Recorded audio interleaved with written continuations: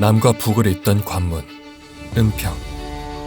이곳에는 왕들이 지나간 길이 있고 그 길 위에 왕조의 기억이 비석으로 남았다.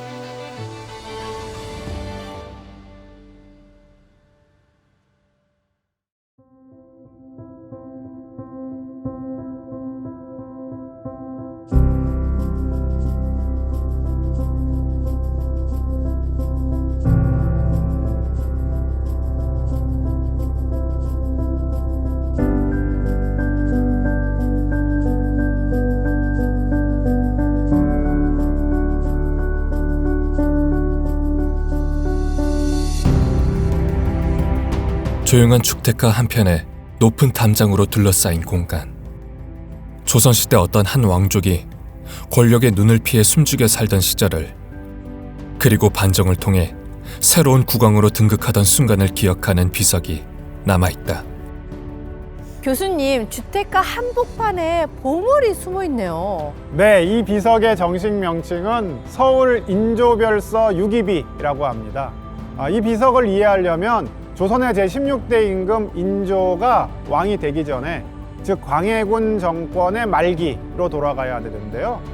당시에는 조선을 둘러싼 국제 정세가 아주 급변하고 있었습니다. 임진왜란 때 조선을 침략했던 일본의 위협이 여전히 아직 존재하고 있었고요. 또 북쪽 만주지대에서는 건주 여진족의 추장인 누르하치가 후금이란 나라를 세워서 조선하고 명나라를 위협하기 시작했습니다. 그때까지 200년 넘게 이어져 오던 명나라 중심의 어떤 동아시아 질서가 이제 크게 흔들리게 되는 거죠. 조선의 과제는 뚜렷했다. 임진왜란의 상처를 수습하고 민생을 일으키며 외교의 균형을 잡는 일. 광해군은 이제 명과 후금 사이에 어떤 중립외교를 펼치면서 최대한 전쟁을 피하고 또 외교적인 실리를 택하면서 이제 민생을 안정시키려고 이제 그렇게 노력을 했습니다. 그런데 이제 자기의 동생인 영창대군을 죽음으로 내몰고 또 임목대비를 폐위해서 또 서궁에 유폐하죠. 그걸 이제 이른바 폐모살제 사건이라고 그렇게 하는데요. 이런 사건으로 인해서 광해군이 이 유교군주로서의 명분을 크게 잃었습니다. 또 과도한 토목공사, 이제 궁궐 건축을 많이 하면서 나라와 백성들에게 어떻게 보면 이제 부담도 크게 이제 안긴 측면도 있었습니다. 그 틈을 타서 서인이 움직인 거군요. 1623년에 이 서인 세력이 주도해서 이제 군대를 일으켰습니다. 당시에 김유, 이귀, 최명길, 김자점 등이 이 수백 명의 군사를 모아서 홍제원에 이제 집결한 다음에 창의문을 돌파해서 이제 창덕궁으로 이제 들어갔죠. 그리고 광해군을 폐위하고 선조의 손자인 능양군을 새로운 왕으로 추대했습니다. 그 능양군이 바로 조선의 제16대 임금 인조이고, 이 사건이 우리가 이제 잘 알고 있는 인조반정이죠. 이 비는 인조반정의 기념비라고 할 수 있습니다. 이 비가 세워진 바로 이곳은 인조가 왕위에 오르기 전에 별장으로 사용했던 집이 있던 곳이죠. 인조는 반정의 주도 세력인 김유, 이기 등과 함께 이곳에서 반정을 계획했습니다. 이후 숙종 21년인 1695년 숙종이 반정의 성공을 기념하고 또 그 뜻을 후세에 전하기 위해서 이 비를 세운 겁니다. 그래서 비의 앞면에는 숙종이 직접 친필로 용잠지시라는 글을 새겼습니다. 용잠지시라는 뜻은 인조가 왕이 되기 전에 이제 조용히 지내던 그런 시절, 그런 의미를 뜻합니다. 뒤편에는 종신인 동평군 이양이 집필한 숙종의 어제응기, 즉 별서 자리의 유래와 건립 이유가 적혀 있다. 형태도 좀 특이해요. 거북 받침돌에 덮개까지 있네요. 네, 빗돌은 이제 검은 빛을 띠는 오석으로 만들었고요. 거북 모양의 받침돌, 또 지붕 모양의 머릿돌은 밝은 빛을 띠는 화강암으로 만들었습니다. 받침돌의 거북머리는 특이하게 험상궂은 모습을 하고 있고요. 그리고 머릿돌은 그 이전 시기에는 만들었던 비석을 보면 보통 이제 용의 모양으로 만들었거든요. 이무기 용의 모양으로 만들었는데 그렇게 만들지 않고 한옥 지붕 형태로 이제 만들었어요. 이제 이런 한옥 지붕 형태의 머릿돌은 이후에 조선 후기의 그런 석비의 중요한 특징이 되고 있습니다. 광해군은 중립 외교를 통해 후금 전쟁을 피해갔지만 인조는 승명 반청 정책을 강화하여 결국 조선은 정묘 호란과 병자 호란의 피해를 겪는다. 인조 시대의 외교와 정치에 대한 평가는 관점에 따라 찬반이 갈리겠지만 현장의 비문은 반정의 정당성을 담담히 전하고 있다. 은평구 진관동 일대는 한양에서 개성과 평양을 거쳐 의주로 향하던 조선 제1의 간선로 의주로의 관문에 해당한다. 오늘날 이곳에는 금암기적비라는 비석이 남아있다. 이 비석이 있는 곳에는 과거 조선시대 한양과 의주를 연결하던 파발의 중간 정류소인 금암참이 있었다. 금암기적비는 조선의 제22대 임금 정조가 할아버지 용조의 덕을 기리기 위해 세운 비석이다. 교수님, 금암기적비에서 기적이라는 이름이 좀 특별해 보이는데요? 이제 기적이라고 하면 자취나 업적을 기록한다. 이제 그런 뜻입니다.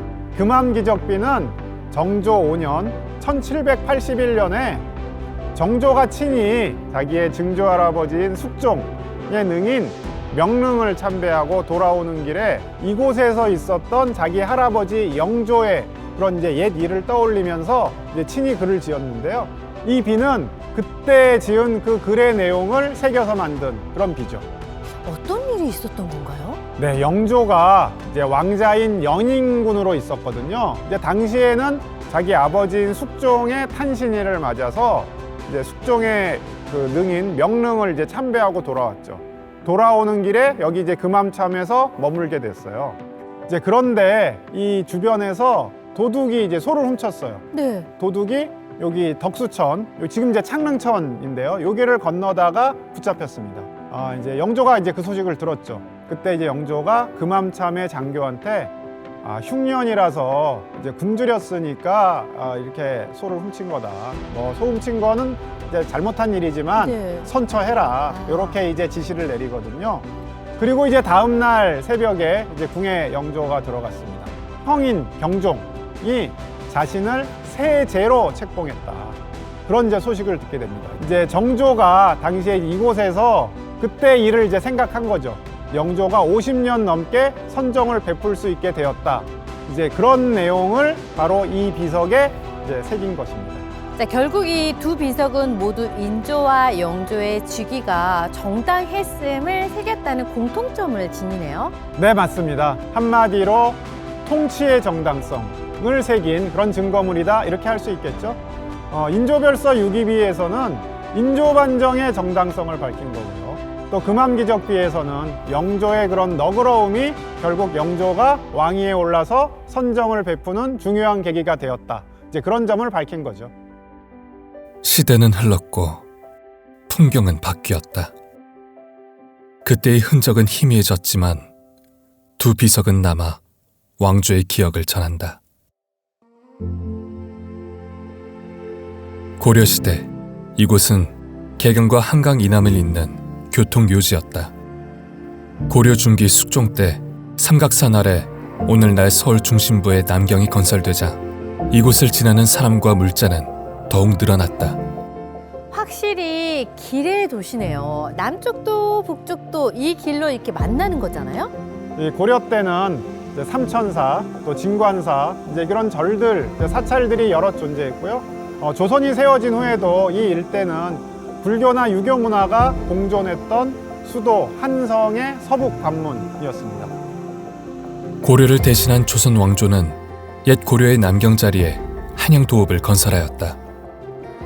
은평구 진관동 지역은 한양의 서북 관문으로서 개성과 평양, 의주 방면을 오가는 사람과 물자의 중요한 경유지가 되었다. 도시는 새로 지어졌지만 땅은 오래된 기억을 품고 있었다. 은평구 진관동 일대 발굴을 통해 수천여 개의 분묘에서 7,500여 점의 유물과 부장품이 모습을 드러냈다. 시대별로 장례 방식도 달랐죠? 고려에서는 불교의 영향을 많이 받아서 화장 문화가 발달했죠. 근데 이제 조선에서는 이제 불교의 중요성이 이제 약해지잖아요. 유교적인 그런 이제 효의 가치관이 이제 강해지면서 화장 대신에 시신을 온전한 형태로 매장하는 방식이 이제 중요시 됐습니다. 이 한양 서쪽의 성저심리의 바깥쪽인데요. 이 일대는 어떻게 보면 이제 조선시대 인구가 가장 많이 살았던 한양도성의 근교에 해당하는 거죠. 따라서 이제 도성하고 거리가 가까웠기 때문에 이곳은 이제 도성하고 그 주변에 살았던 사람들의 무덤 자리로 많이 선택되었던 거예요. 그래서 이 일대에는 이제 왕실을 비롯해서 지배층의 무덤도 많았고 또 일반 민들의 무덤도 많았던 것이 아닐까 이제 그렇게 생각이 되고 있습니다. 물길과 육로가 만나는 자리, 불교 사찰과 조선의 역참, 그리고 장터가 모여든 곳. 이곳은 남과 북을 잇던 교류의 관문이었다.